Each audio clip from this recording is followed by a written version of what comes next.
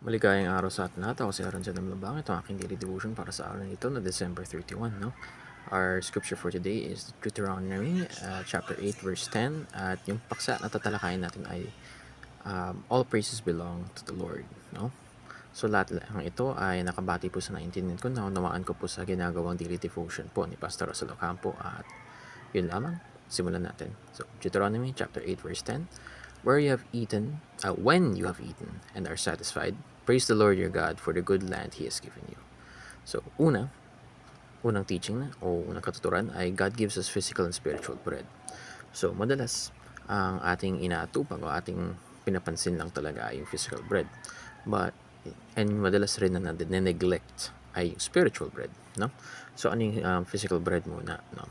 Definition is spiritual bread ay yung mga bagay-bagay na kailangan na physical na material, physical ni provisions, food, no?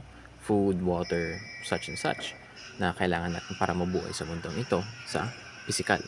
Our spiritual bread is given to us by God through the Word of God, kung saan hindi lang tayo natutulungan, no, sa physical, kundi sa spiritual natin, na kung paano natin nakikilala ang Diyos, paano tayo nabubuhay, ano yung mga napipili natin desisyon, paano natin nahuhulma ang ating sarili ayon sa kalooban ng Diyos, no? So, that is the spiritual bread. So, God gives us physical and spiritual bread, no? This only shows na meron talagang physical and spiritual body ang tao. At sa ganun, man cannot live on bread alone, no?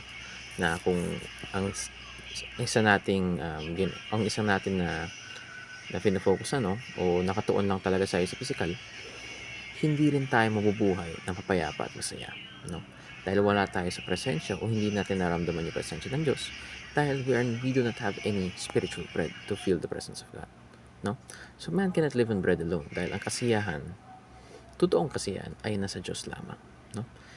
And God is very wise for this to tell us na man cannot live on spiritual bread alone, as much as it sustains his physical body, it does not sustain his spiritual well-being, no? At sa huli ng lahat, madadala ka rin sa kapahamakan, no? Decisions that lead to damaging your body, that lead you to vices, at iba't pang mga bagay, no? Second teaching, God has given us enough blessing, no? So, makita talaga natin na gusto ng Diyos sa buhay natin, no, ay ang kasapatan, no? Enough, just right, sakto lang, sapat, no? So lahat ng binibigay ng Diyos sa buhay natin ay sapat lang. Kaya nga daily bread, no? Daily bread needs for our everyday, no, daily life, daily needs, daily necessities, at daily na pangangailangan na spiritual din, no?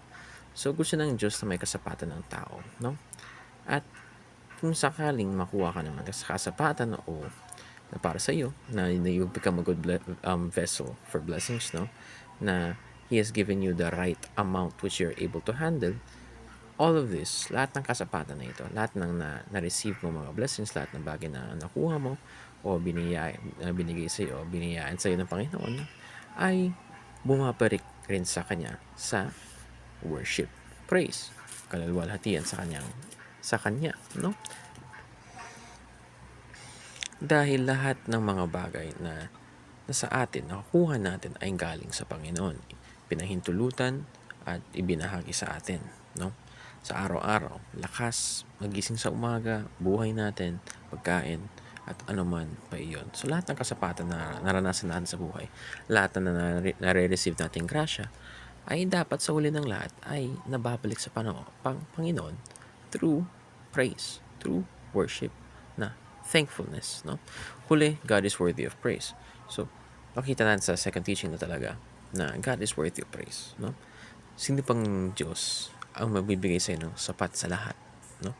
Sa pang-araw-araw mong buhay, ibibigay niya lagi sa iyo ay sapat. At sa ganun, binigay niya rin yung Biblia, binigay niya rin yung si Hesus Kristo sa buhay natin para makamit natin ang salvation sa buhay natin, no? So, sapat, hindi lang sapat, minsan sobra. Actually, madalas din sobra. Then, what is enough is enough, and God still wants to give us more. He wants us to become vessels able to handle yung wealth ng blessings niya, yung wealth na niya talaga mismo, no? So, first teaching, or first application, do not be proud, no?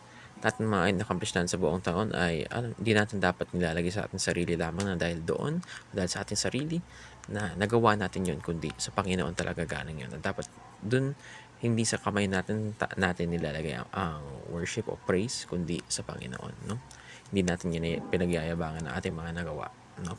So second, do not forget God's goodness. So whenever we reach a new pedestal or receive, or kahit sa paghihirap talaga natin, paghihirap on kung na kahit nasa taas tayo ng we're in our highs or lows, ang nangyayari ay nakakalimutan natin minsan ng Diyos, no?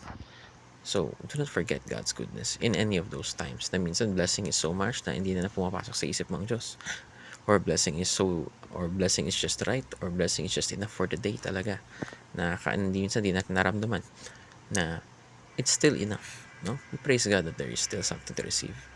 Lastly, please the Lord your God for His blessings. So, lahat na nare-receive mo, lahat ng bagay na nakukuha natin sa araw-araw, dapat may gratitude talaga to, no? May karampat na gratitude talaga lahat na nare-receive dahil hindi talaga natin deserve, no?